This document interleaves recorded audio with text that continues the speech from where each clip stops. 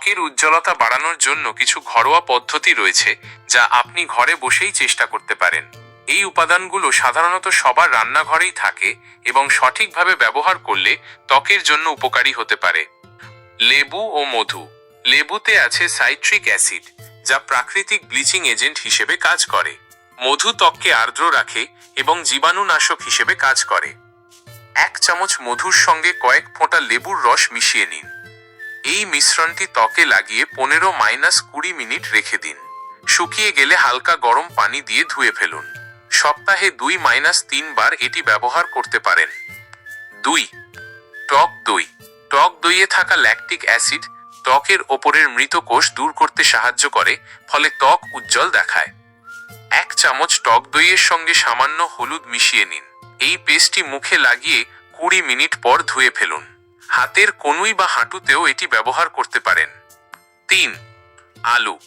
আলুতে ক্যাটেকোলেজ নামক এনজাইম থাকে, যা ত্বকের পিগমেন্টেশন কমাতে সাহায্য করে। একটি আলু পাতলা করে কেটে বা গ্রেট করে নিন।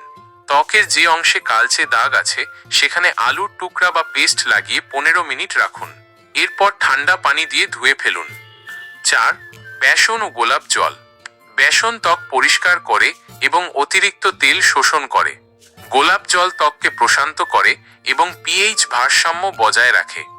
2 চামচ বেসনের সঙ্গে পরিমাণ মতো গোলাপ জল মিশিয়ে একটি ঘন পেস্ট তৈরি করুন। এই পেস্টটি মুখে ও গলায় লাগিয়ে শুকিয়ে যাওয়া পর্যন্ত অপেক্ষা করুন। শুকিয়ে গেলে হালকাভাবে ঘষে তুলে ফেলুন এবং পানি দিয়ে ধুয়ে নিন। গুরুত্বপূর্ণ সতর্কতা। এই পদ্ধতিগুলো ব্যবহার করার আগে আপনার ত্বকের কোনো নির্দিষ্ট অ্যালার্জি আছে কিনা তা পরীক্ষা করে নিন। লেবুর রস ব্যবহারের পর সরাসরি রোদে যাবেন না, কারণ এটি ত্বককে সংবেদনশীল করে তুলতে পারে। যে কোনো নতুন উপাদান ব্যবহারের আগে প্যাচ টেস্ট করে নেওয়া ভালো। ত্বকের ছোট একটি অংশে এটি লাগিয়ে দেখুন কোনো জ্বালা পোড়া বা চুলকানি হয় কিনা। ত্বকের উজ্জ্বলতা বাড়াতে ভেতর থেকেও যত্ন নেওয়া জরুরি।